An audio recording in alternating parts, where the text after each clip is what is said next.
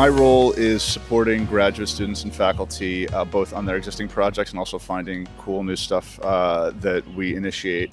So we've got a couple of really interesting projects. One's called Vital Audio. It came out of our studio. So imagine you say "ah" into a phone call, and they can calculate heart rate and heart rate variability. And so from a population Really? yeah, so from a population health perspective, imagine you're a health plan. The costs of doing longitudinal cardiac monitoring are orders of magnitude less, which leaves more meat on the bone to do impactful care delivery.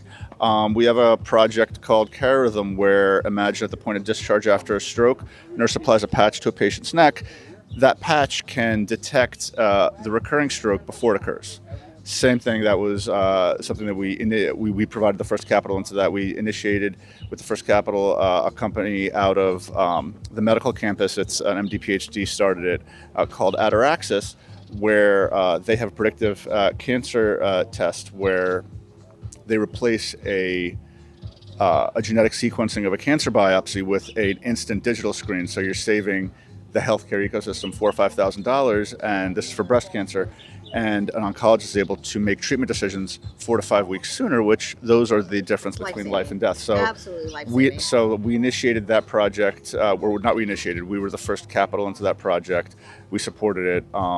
They graduated out, they raised a $4.5 million seed, and did a retrospective study, did a prospective study on 3 continents, and then raised a $20 million Series A led by a bunch of A players, including Peter Thiel. And so there's outsized opportunities, I think, for software and devices that better the communication. There's so many problems to solve in human health and human wellness that we're not going to run out of them. And there's just exciting to be in a room of people and a space where that's the theme, where everybody believes in that vision and mission and building aggressively towards it.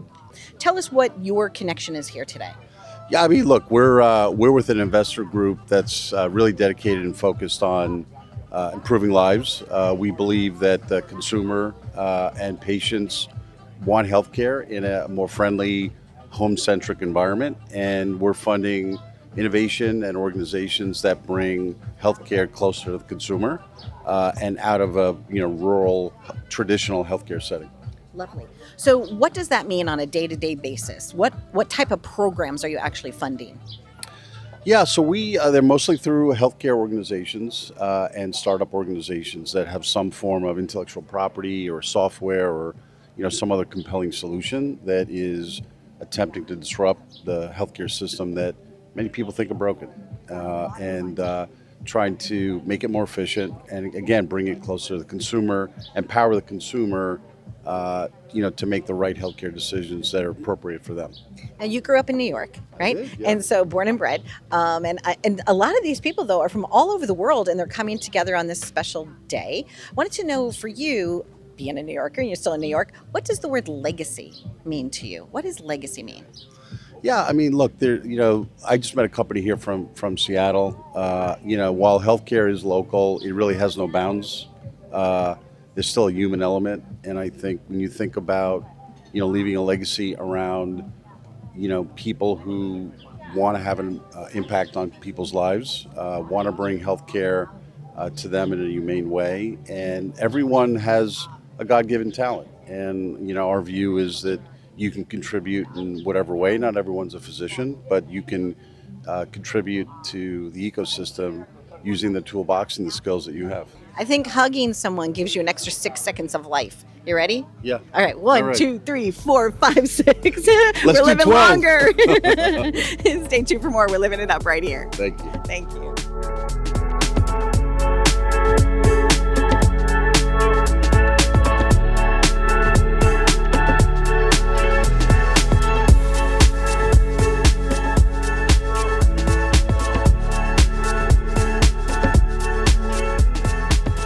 I built 5 companies in about 4 blocks around MIT. This is my 5th, and it's all been possible, in great measure because of the talent and the energy there.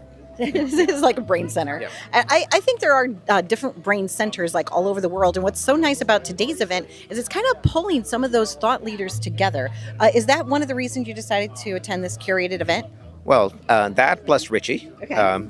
He's a force of nature, as you know. Yes. and it didn't take very much convincing for me to be here. But you're absolutely right. We're surrounded by folks who are changing the world, and it's just great to be a part of this group. What does the word legacy mean to you? Legacy to me means taking your background, your privilege, your experience, and passing it on in the most meaningful, useful ways. And everyone's got their own way of doing that. For me, that's making sure that what we leave behind for the next generation is as good as we possibly can make it, and that they have it easier than we did. Congratulations on all you're doing. Tell us what your company currently does, your most recent venture. Company 5 Cherish is really, it's the biggest moonshot out of all 5. We took on a problem that when I started, I was told by a leader in the industry that this was impossible to solve. Somebody who said, people have been trying to do this for 40 years, you're never going to pull it off. And 5 years later, we have patents, customers, and we've launched. It's a company that has built expertise and a product, a hardware device around radar, sticking radar in people's homes in a very, very safe way to help monitor their health and safety so that we can get them help if a situation warrants. As an example, Grandpa falls, is refusing to wear a pendant, really doesn't like the concept of wearing one, doesn't wear an Apple Watch or a Fitbit. A wearable patch is just not something that he's going to wear for the rest of his life every day.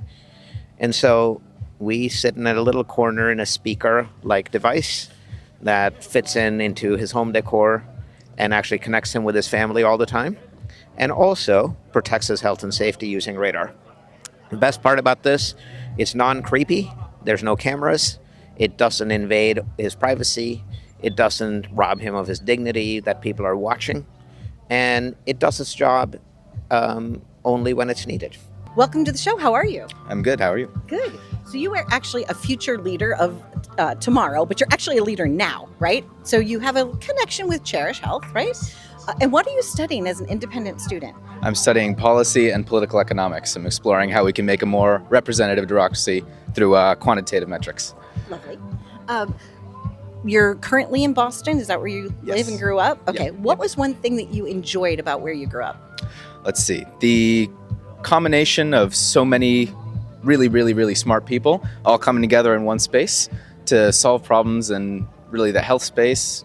That's I think our strong suit is the health space and the biosciences and the deep tech. We think through problems in a way that no other city on earth does, and that it really solves a lot of issues. Yeah. Do you feel that longevity of the human body is important? And if so, around what age do you think that we could live into? I do think longevity is important. What age? I don't think there's necessarily a limit as far as the current science goes. I'm not sure, but people are getting up there, and life expectancies just keep on trending up. We could see well into the hundreds within my lifetime. Well, hello, Charlie. Hi, I'm so happy to be here. What a beautiful day we got for us. Absolutely. It's probably funny for you to be on the other side of the microphone, right? Because you also host a lot of things. Yeah, it is. It's an interesting dynamic, but I'm excited to give it a run. I'm a reporter for the UFC. Also worked as a host in television for the last 15 years. So yeah, definitely do a lot of interviews, conduct. On this side, not so much, but I trust you are going to do a phenomenal job. Because I appreciate that. Sometimes the roles have been flipped on me too, and I'm always like, wait a what? I'm out of my element. I need that mic. I need that like piece of sporting equipment. Isn't it the best when people try to take them? You're like, no, this is mine. Wait, well, you can hold it for a second. No, I trust you with it. No, you can hold it. I just love when people try to take it from you. You're like, no, this is mine. Yeah. This is my crutch. It's my jam. Okay, so you were up. Why did you decide to attend this event today? So, I actually found out about it much later than probably a lot of the attendees. One of my close friends, Dale Moss, he's a former NFL player, but he has just so many different aspects of life that he runs and walks in right now. And he's one of the panelists today. And I saw him post about it, and I was like, wait a second. I need to be in on this. So I got in touch with him, and then from there I got in touch with Richie, who I've known for a while but didn't realize was, in charge of really fueling this event. And I was like, please let me in. I need to be there. It's sold out. I'm so passionate about this space, and just I want to meet people. I want to build a bigger community, and then I want to take the information and help to educate others. Now you have a wellness thing in the city that's going to be launching. What is that? Yeah, so Destination. Thank you for saying that, because that's exactly what it's going to be, not just for New York locals, but for global travelers. I imagine this is something that they're going to have on the radar and say, when I land in New York City, this is the first place that I need to go. It's called Odyssey. It's a members only longevity resort, and it's going to have everything wellness under one roof, then with the aspects of a really high-end members club. So it's going to be more of a third home, in a place where you can really practice the mentality, health is wealth. Now, health is wealth. And at what age did someone tell you, Charlie, that they cared enough about you, that they cared about your health? You know, I think because social media has been a part of my life for such a long time, I have been given information at a quicker pace than maybe generations above me. And I just started seeing all of these things circulating, and I'm like, wait a second, what is this? I want to know more about it. I started doing my own research, ended up getting a concierge doctor in the longevity space several years ago. And I have just learned so much in the ways that I've implemented longevity into my life, whether it's taking peptides or wearing an Oura ring to track my sleep and my workouts. I just have noticed such a difference in the way that I move and feel, that now I'm completely all in, and obviously building a business in this space. So it doesn't get much more all in than that. Dale, welcome to Amalfi. Have you been here before? Hey, this is my first time, but the scene is nice, so no complaints. This is a perfect Saturday.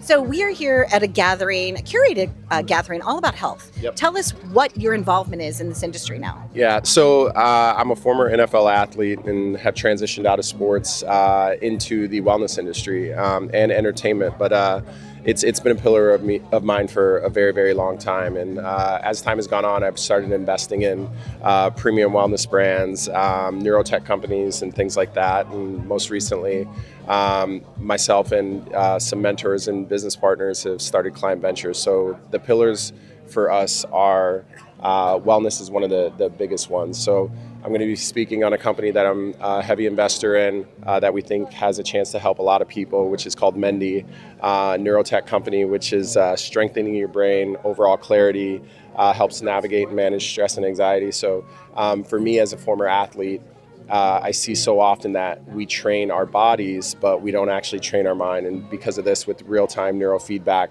and a gamified approach, we're actually able to track the progress as we're going through things for 10 minutes a day. It's very simple, but we've had amazing growth. We're profitable in the first year, which is really exciting. Congratulations. So That's exciting. yeah, just going to share that. Yeah. The Whoops and the Apple Watches and things, a lot of those are giving you readings, but with this, it's a head device. So in the morning, just like when I journal, you pop it on here. Cool. It looks kind of athletic. I like it. So it's measuring blood oxygen in the bloodstream, but it's also monitoring your blood flow. So a lot of times when you get stressed or you're worn out, the blood goes from your prefrontal cortex back to your amygdala. So this is actually giving you real-time feedback through gamification on like how you're controlling your thoughts, essentially. So the science is backed by NASA, Stanford, Aerospace, Ben Reen, who's one of the top neuroscientists, and is all about it. So we've got great support. I actually did a session this morning, 10 minutes. How you doing? I mean, I've got strong focus capabilities, but it's so simple, right? And it's similar to what a lot of people are already using with some of their wearable tech. This is really just focused on the prefrontal cortex, which is, controls most of your thoughts and helps you, at least for me, help with stress and anxiety.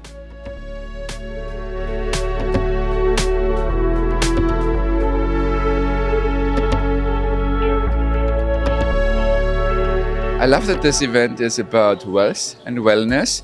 And actually for me this is one word, because there is no bigger wealth in life than wellness. If we feel well, if we have a good time, if the body plays along, then we have everything in life. It's all about the health and the wellness, and this makes us really wealthy people. What are you doing these days for your own health? Are you eating healthier? Are you working out? What is your general self-care for yourself? So I love swimming. I do a lot of swimming. I do a lot of dancing. I'm actually going to the Luigi jazz dance class. And the cool thing about this is all the professional dancers that perform Christine Baranski or even Ben Vereen. They go there, come in and out. When they have a show, they are on the show stage on Broadway, and when they don't have a show, you know how it is on Broadway, there are shows on and off, then they would come to dance class at Luigi Jazz Center in New York. So whenever I'm in New York, I go to jazz dance class. That's my wellness program. And the other thing, which is very important for me, is healthy eating. And I also do food. I have Prince Caviar line. So that's like healthy superfood, the caviar I do. Ah, very nice. Very, very nice. What are you most hoping to accomplish today? Are you looking to meet new people? Like, what is it that you are intending for the day? My friend Richie put together a wonderful summit, and it has all very good people. So when I arrived yesterday for the pre-party and today for the summit, we're in the early morning, the summit is about to start, you see all this positive energy and beautiful people. The talk is about what we can achieve together. It's about wellness, it's about the wealth of the human being, and it is also about friendships. And I made some new friends that I'm gonna keep for my entire life, and that tells a lot. So when you feel the energy of good people, and I love good people, here there literally is no gossip, what you see a lot at events. It's all about facts. When you come here, you talk about how you can help, uplift, and encourage each others, and that's a beautiful thing. Everyone is very caring, and there are no selfish people. And Richie curated a very special group of leaders, and I just love it. I'm very happy here.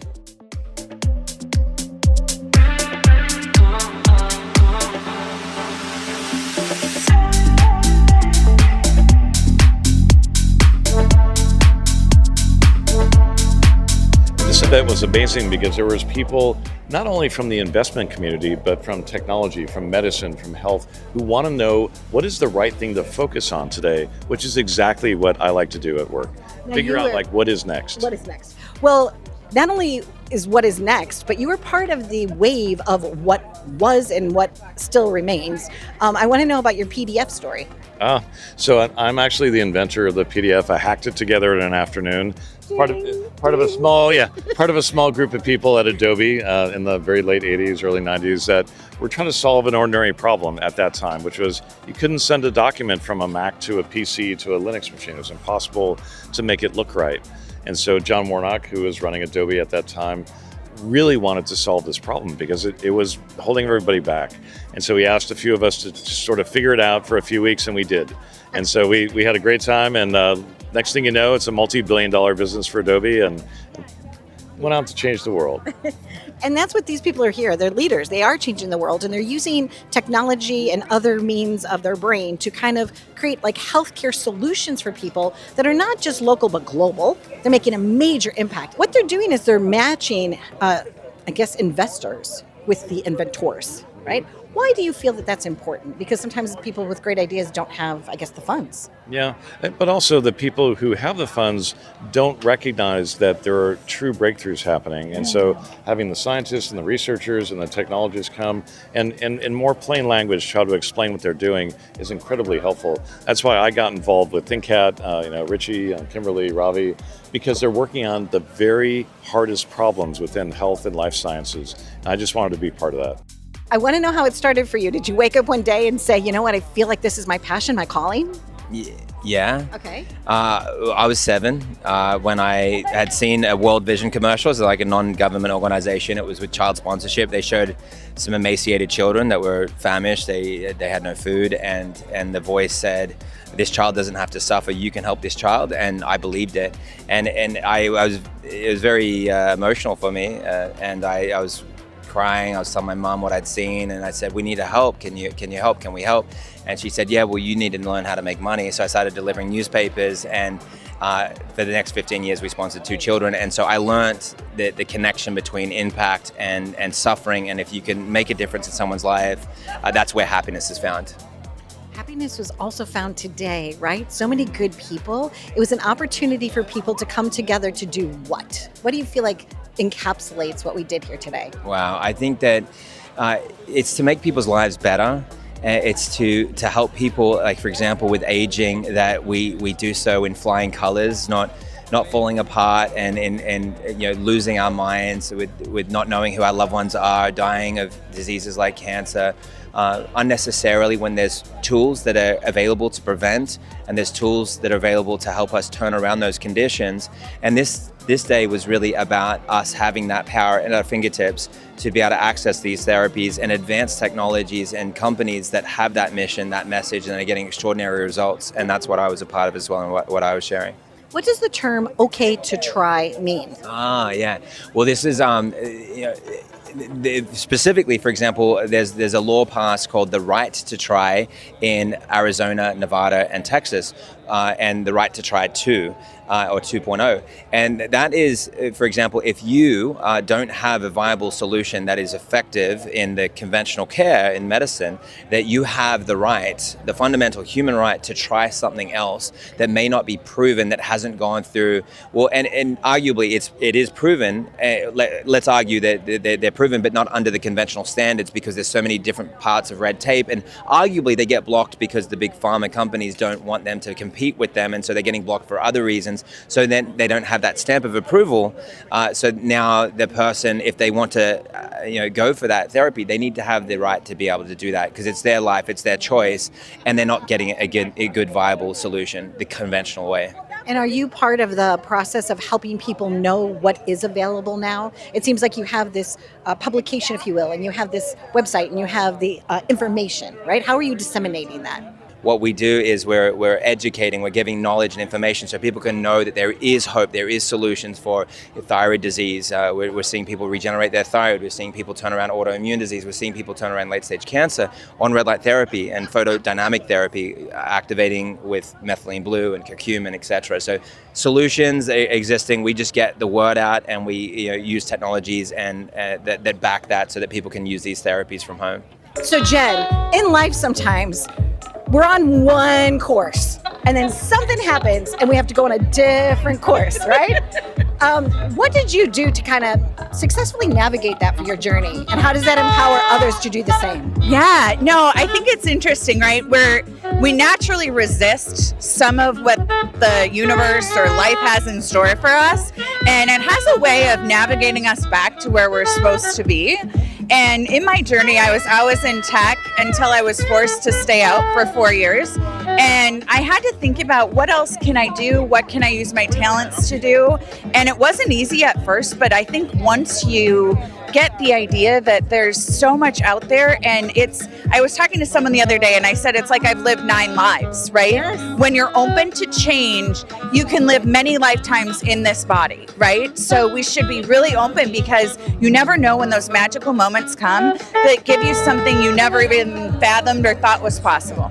It's a new meal somewhere, a different city that you're going to, new access to something. The energy. It's this shared energy. Yeah, shared energy. And people, I think sometimes, I was talking to a founder and they were like, I'm too busy. I don't have time to come to this event. And I said, you know what? You got to change it up. We got to change the space. You got to change what you're looking at. He came, he landed his biggest deal by going to that event. Had he never come, it wouldn't have happened, right? But you got to change the energy, change the space, and you never know what's out there, right? I always say now my new motto is, if I said no, I misunderstood the question. So I say yes more. Say yes more. And you have great nails. Oh, yeah. Okay, so this is from years of being in corporate, and I had to be very buttoned up. I wore all black, didn't have long nails, and as soon as I broke out of that, I was like, here we go. Sparkles, glitter, it's all coming. We're all living it up. And I was just asking other people to dance. Do you dance? Yeah. We got some jazz music here going. Yeah. Great. Woo! I love it. And so now, with your art, were you always doing art, or you also did technology, correct? Oh my goodness, yes I do. Yeah, I have, in my background, now presently I'm doing art, and I want to change the world throughout subliminally, and that's a whole story. But let's give you a little background. The reason why I'm in art is because I started as a photojournalist for rock and roll magazines, and then onto all the major publishers. When you went to school and they had books, if you remember that, a lot of the photos were my photos that were in there that took place. Yeah. Wow. So I did all that stuff, and because I love that, I love photography, I love telling a story. But I got into that, and we go back further, is that I wanted to be a writer. So I went up to, and then, in that day, you had to do phones. There were no gatekeepers. So if you got somebody on the phone, you could do it. So I went everywhere, and they said, okay, we'll let you have a byline and write a story. And you know this because you're a journalist. They said, but come back with the best photography and photographs we ever sent. Luckily, my first assignment was little stuff. Then my real first assignment was Woodstock. I know it dates me a little bit, but I can live with it, Okay, I'm going to ask you. It's like asking you for your favorite child, and I know you have 4. Yeah. I want to ask you personally, what do you feel is your legacy? Which photograph is your legacy, Roger? I think there are a few of them, but one I did, and it was of a woman, and she was one of the best blues singers of all time, and her name was Janis Joplin. And I took her photo the last time she performed in New York, just a couple of months before she passed away, and that was at the old Chase Stadium. And she died of alcohol and drugs. We know that, but she was fabulous, and until the end, she was there. But what happened to her from what she did? It just aged around at 27. She looked much older than. I knew Jim Morrison. When we're in the rock and roll business, you end up meeting everybody.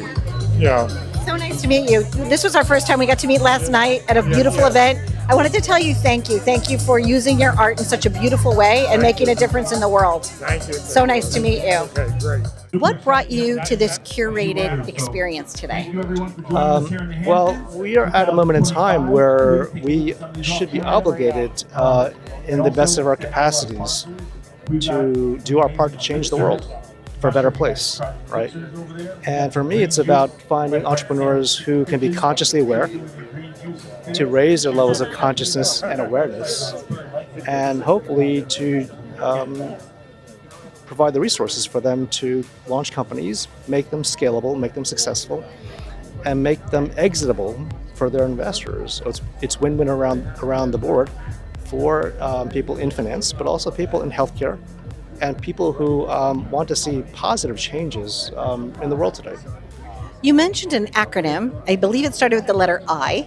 It was 4 letters, I believe. What was that, and what does it stand for? So the framework that I typically use when I look at my investments is IGSE. So IGSE. The I stands for intention, the intention of the founders, the intention of the visionaries who want to launch their companies. G stands for goals. How will they achieve their intention? S stands for strategy. Once you have a goal, how do you plan to get there? What is your approach? And then E stands for execution. So without execution, nothing moves, right?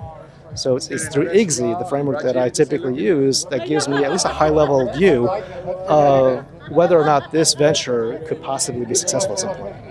Hey, congratulations. I heard you. There's a live auction going on for charity, but we're here today. What made you decide to come to this curated event? Well, my good friend Joe got on, and Richie invited me, and it took me a minute to even figure out what was going on here, that it was also sort of a biotech health-based program, but it was excellent, and I thought I had a little bit of a different angle from the money management side. It was very exciting. Speaking about money management, these are like people that might want some funding of some sort. How would you go about working or meeting with an investor? What is it that a person that needs money, what do you look for?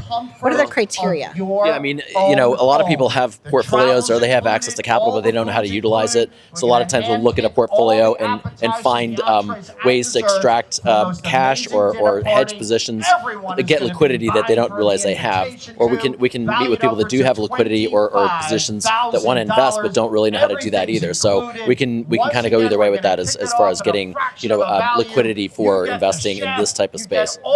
Now, talking about this type of space, these are people that are inventing technologies. They're already there. They have the patents, and what they're looking for is to grow them a little bit more, right? How do you go about matching? You're almost like a matchmaker, if you will, right? Matching somebody that wants the money with somebody that wants to invest with somebody that wants to make money on their money. Right. Well, I think we're all networkers here to a certain extent, and actually, it's funny. The guy that was talking about the pet venture that he's on, one of my one of my clients bought technology where they can analyze an animal's health through the breath. And I texted him and said, "Are you still doing that?" So it's just a networking thing, and so it's a natural for what I do, because I have a lot of wealthy, smart clients and want more wealthy, smart clients. So it's good to connect people. Well, we're very, very focused at ThinkCat at changing the world in healthcare. So what most people don't understand is that the next decade is going to be really revolutionary in healthcare because of AI and machine learning. The AI for good that we're experiencing right now will be in healthcare, where digital healthcare and precision medicine and bringing home care home away from the hospital is going to really change how we age and extend our lives by potentially 10 years or more. Which would be beautiful, because every day is really a blessing. Every day that we could be here and experiencing life matters. And if we can somehow live a better quality life, have better health. What is one thing that you're doing for your own self, for your health each day? Is it nutrition? Like, what's your jam when it comes to today I'm taking care of me? Yeah, well, I've been practicing yoga and meditation since I was 19. So for me, that's something that's kept me centered. I think it's really important that we all become one with ourselves and the world. And breathing and meditation is something that can help you through any moment in life. I went through a lot of loss. I lost both my parents to cancer. And meditation and yoga was something that brought me through it. And one of the reasons that I got to ThinkCat and got involved with the Venture Studio in creating companies using AI and machine learning to solve problems in healthcare and life sciences. Joining us now is the beautiful Lindsay, who is prettier than the shoreline in your beautiful blue. So today we've been living it up. We've been having a great experience. What brought you out to this beautiful event tonight? Yes, well, I'm so thankful to Richie and ThinkCat for having this event. I'm a health, wealth, and legacy expert, family office executive, and a founder myself.